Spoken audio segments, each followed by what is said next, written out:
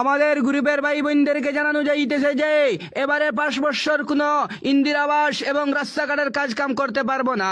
क्या बोला तूने? কারণ একটি বুট আমি বিনামূল্যতে পেয়েছি না, আমার অনেক ঋণ হয়েছে।